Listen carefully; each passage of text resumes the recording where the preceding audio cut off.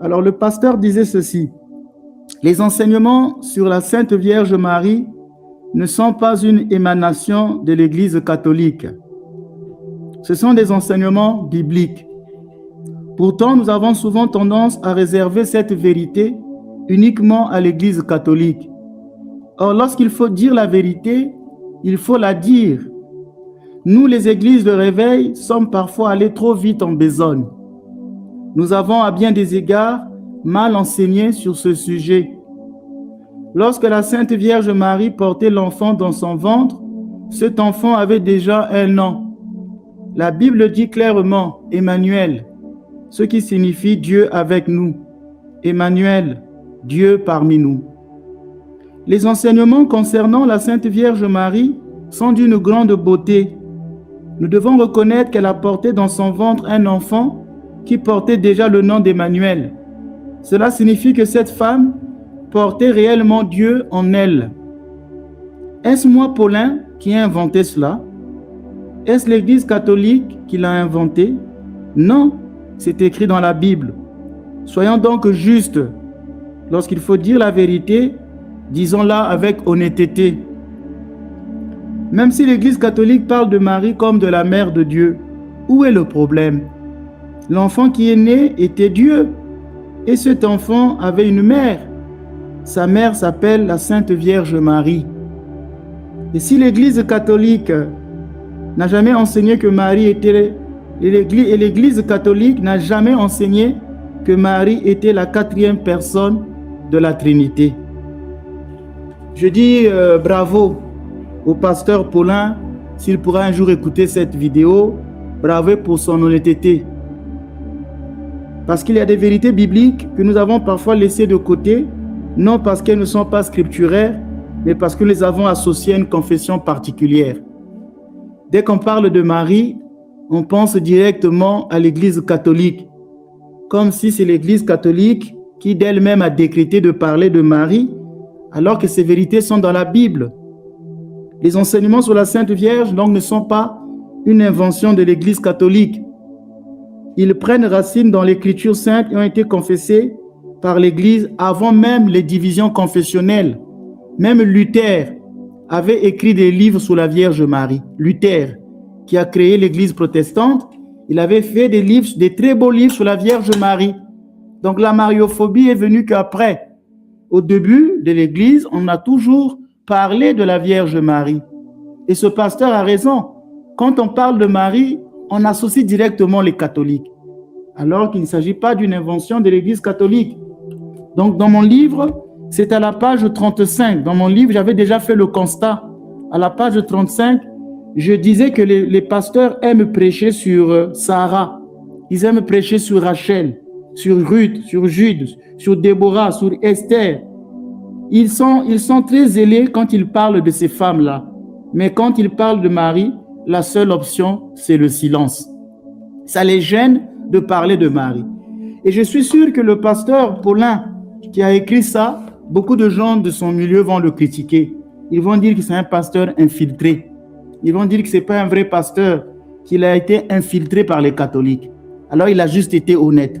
Et déjà dans mon livre, je le disais, ces pasteurs-là prêchent beaucoup plus les autres femmes de l'Ancien Testament. Mais quand il s'agit de la mère de Jésus, c'est le silence. Donc quand il s'agit de la Vierge Marie, la mère de Jésus, ça devient le silence. Et donc ce pasteur a raison de parler de cela. Et moi déjà dans mon livre, à la page 35, je disais, un enseignement marial n'est jamais étranger aux Écritures saintes. On éprouve le besoin indubitable de dire que l'on ne peut pas se passer des Écritures pour méditer sur le mystère de Marie. Donc vous voyez que ce que nous disons de Marie vient de l'Écriture. Il est vrai qu'il y a des dogmes comme l'Assomption de Marie qui est un dogme explicite, un enseignement explicite. Ça, c'était pour mon introduction. Aujourd'hui, le thème, donc, c'est Marie est-elle mère de Dieu? Le pasteur Paulin l'a dit dans la vidéo, que Marie portait un enfant qui est Dieu. Et donc, Marie peut être appelée mère de Dieu dans son langage simple. Il n'a pas compliqué les choses. Ce pasteur n'est pas théologien, mais il a parlé dans le langage simple. Comme dit Jésus, le royaume de Dieu a été annoncé aux petits-enfants, caché aux savants. Il a utilisé un langage simple pour dire ce que les grands théologiens vont expliquer, théotokos. Ça, c'est des termes de grande théologie. Ce pasteur, dans un langage simple, a tout simplement dit que oui, parce que Jésus est Dieu. Donc, on peut appeler Marie mère de Dieu. On ne peut pas le lui reprocher parce qu'il vient de défendre là une vérité biblique. Maintenant, je vais vous poser, aujourd'hui je ne viens pas donc prêcher simplement comme ça, mais je vais vous poser une question qui est simple. Qui est Jésus-Christ pour vous? Demandez ça à tous les pasteurs. Qui est Jésus-Christ? Qu'on me donne l'identité de Jésus. Qui est Jésus-Christ pour vous? Est-il un simple homme? Est-il un simple prophète? Est-ce que ce n'est pas Dieu? Est-ce qu'il est réellement Dieu pour vous? Car ce que nous disons de Marie révèle toujours ce que nous croyons de Jésus. Ce que nous disons de Marie révèle toujours ce que nous croyons de Jésus. Nous avons parfois eu peur d'aller trop loin. On a parfois peur d'aller trop loin. Mais en réalité, nous sommes souvent allés pas assez loin dans la confession du Christ. Quand on a peur d'aller un peu trop loin en parlant de Marie, mais en réalité, nous ne sommes pas souvent allés si loin. C'est ce que font, c'est le piège de ces pasteurs. Le danger, c'est de confondre. Le danger, c'est de séparer. Il ne faut pas confondre Jésus et Marie, mais il ne faut pas les séparer. Et malheureusement, les pasteurs sont tombés dans le danger de la séparation. Il ne faut pas confondre Jésus et Marie, mais il ne faut pas les séparer. Refuser Marie comme mère de Dieu divise le Christ. Refuser Marie comme mère de Dieu divise le Christ. Refuser Marie comme mère de Dieu divise le Christ. C'est ici que les pères de l'Église ont été fermes. Séparer l'homme Jésus du Dieu éternel revient à créer deux Christ. Un côté, vous aurez un Jésus, homme né de Marie, et un autre côté, un Dieu, fils, qui serait à côté. On ne peut pas dissocier le Christ. La personne, je vous ai dit, il faut prendre la personne humaine dans toute sa totalité. Si Jésus est Dieu, s'il est homme, il faut l'aborder dans toute sa totalité. Il est à la fois homme et Dieu, ce qu'on appelle l'union hypostatique. Il a deux hypostases. Il est à la fois homme et Dieu. Il faut l'aborder dans toute sa totalité. Il ne faut pas faire des coupures. Donc dire que Marie serait seulement mère de l'homme, c'est couper le Christ. Le Christ, il faut le prendre dans toute sa totalité. La Bible dit que c'est le Verbe qui s'est fait chair. Donc les pères de l'Église ont défendu ce langage pour protéger la foi reçue des apôtres, la foi apostolique. Il y a un seul Christ, une seule personne, deux natures, sans division. Il ne faut pas les confondre, ces natures-là, mais il ne faut pas les séparer non plus. C'est une nature, c'est ces deux natures sans division. Séparer Jésus entre sa nature humaine et sa nature divine, c'est rompre l'unité de sa personne. C'est rompre l'unité de sa personne. Et c'est ici que beaucoup tombent dans l'hérésie sans s'en rendre compte.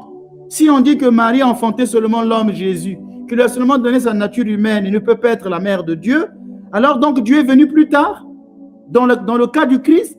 Donc Marie, donc c'est pourquoi je vous disais que la paternité ou la maternité se rapporte à toute la personne. La Bible dit, dans Colossiens chapitre 2, le verset 9, il est dit, vous voyez, les catholiques ne connaissent pas la Bible. Il y a même un qui me disait sur le plateau, tu ne cites jamais les versets bibliques. Alors que je cite les versets, mais ils ne veulent pas entendre. Il n'y a pas de pire source. C'est pourquoi je vous demande de ne pas discuter avec ces gens-là. Passez votre chemin, ils sont plus pires que des salafistes. Colossiens 2, verset 9, dit ceci, en lui habite corporellement toute la plénitude de la divinité. Dans le Christ habite toute la plénitude de la divinité. Ce qui veut dire que Jésus n'est pas devenu Dieu plus tard. Il a toujours été Dieu. Dès la conception de sa mère, cet enfant qui était conçu de Marie, le Verbe qui a été conçu, est Dieu. Donc il n'y a pas eu un moment où Jésus est devenu Dieu. C'est ce qui s'est passé pour le mystère de la transfiguration. Quand le Christ a été transfiguré sur le mont Tabor, le texte nous dit qu'ils virent qu'il était comme le soleil. Ses habits étaient devenus blancs. En réalité, Jésus ne s'est pas transfiguré. Laissez-moi vous expliquer. Allons-y calmement. C'est plutôt les apôtres qui ont eu les yeux ouverts. Ils ont fait une expérience de ce qu'était Jésus. Parce que le Christ a toujours été comme ça, resplendissant de lumière. Il a toujours été comme ça. Le Christ brillait toujours cette lumière, mais à cause de sa kénose, de son abaissement, il le cachait aux yeux des hommes. Ce jour-là, les apôtres reçoivent une révélation de ce qu'il est. Il n'était pas devenu ça, il a toujours été. C'est pourquoi je dis qu'en réalité, le Christ ne se transfigure pas en tant que tel. C'est plutôt les apôtres, les yeux des apôtres qui s'ouvrent. Parce qu'en lui habite la plénitude de la divinité. C'est comme pour les disciples d'Emmaüs, dans Luc chapitre 24. Le Christ est ressuscité, mais les apôtres ne le reconnaissent pas. C'est quand Jésus fait la fraction du pain que les apôtres le reconnurent. Est-ce qu'on va dire qu'il n'était pas ressuscité? Il est déjà ressuscité, ils ne savent pas qui il est. C'est à la fraction du pain qu'on le reconnaît. Donc, ce sont les apôtres qui font une expérience. C'est Dieu qui leur ouvre les yeux. En lui habite corporellement toute la plénitude de la divinité. Colossiens chapitre 2, verset 9. Donc, l'enfant que Marie a enfanté n'est pas devenu Dieu. Il a toujours été Dieu, même à la conception. Un seul Jésus, un seul Seigneur, un seul Sauveur. Donc, la question de Marie Théotokos, mère de Dieu, ce n'est pas une question mariale, c'est une question christologique. Elle se rapporte, elle confesse ce qui est le Christ. Tout à l'heure, nous allons voir ça parce que j'essaie d'aller un peu plus vite. Je vous ai dit que j'ai 3 heures de réunion. Alors, l'Église n'a pas donc inventé cette vérité. C'est comme disait ce pasteur Paulin. Ce que nous enseignons sur Marie, ce n'est pas que les catholiques, c'est dans la Bible. L'Église n'a pas inventé cette vérité. Elle l'a confessée pour rester fidèle à la Bible. L'Église n'a pas inventé le dogme de la Mère de Dieu. Elle ne l'a pas inventé. Elle l'a confessé pour être fidèle à la Bible. Elle l'a confessé sous la pression des hérésies. Il y avait des hérésies à l'époque. Vous ne connaissez pas Arius? La plupart des orthodoxes sont tombés dans cette hérésie. C'est grâce à l'Église catholique que l'Église orthodoxe a été préservée de l'hérésie d'Arius. C'est l'Église catholique à l'époque qui avait préservé les orthodoxes de tomber dans cette hérésie. C'était l'Église catholique. La plupart des évêques, là en Égypte, à Alexandrie, étaient devenus des aériens. Toute la terre était devenue aérienne. C'est grâce à Saint Grégoire qui a défendu le dogme de Jésus comme étant l'homozios. Il a été, plutôt que je raconte, Saint Athanase. C'est Athanase qui a été critiqué. Il a été chassé parce que toute l'église orthodoxe là en Égypte était tombée dans cette hérésie. Athanase a dû fuir. Il a fallu que le pape de Rome défende Athanase. L'église de Rome, c'est elle qui n'était pas tombée dans cette hérésie. Tout le monde était tombé dans cette hérésie. C'est les gens comme Athanase qui ont défendu Jésus, la divinité du Christ. Il avait créé le mot consubstantiel, en grec homozios. Et plus tard, nos frères catholiques connaissaient ce mot consubstantiel. Ils l'ont enlevé du credo, ils ont dit de même nature. Mais les orthodoxes ont encore ramené les catholiques. Vous voyez comment les deux églises se soutiennent dans la foi.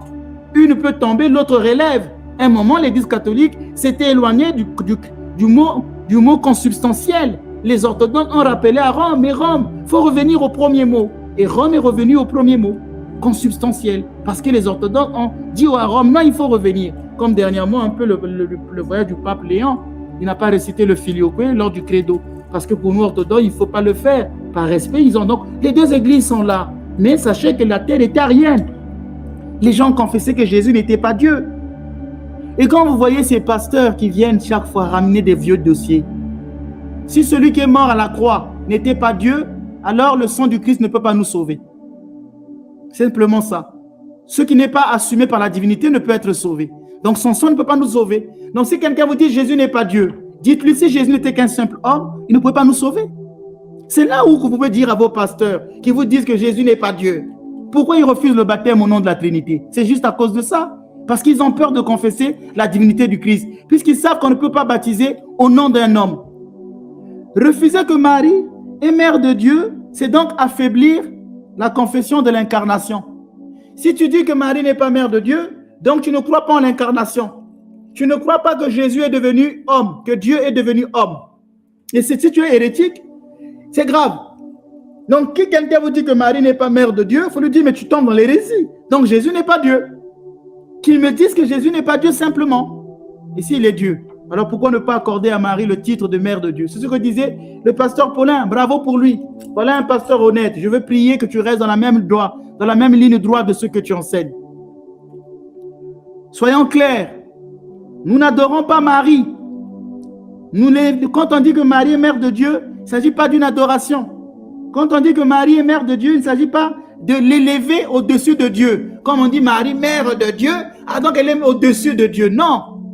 Non, ce n'est pas ça. N'oubliez pas que c'est un de la Trinité qui s'est incarné. Le Père ne s'est pas incarné. Donc Marie n'est pas mère de Dieu le Père.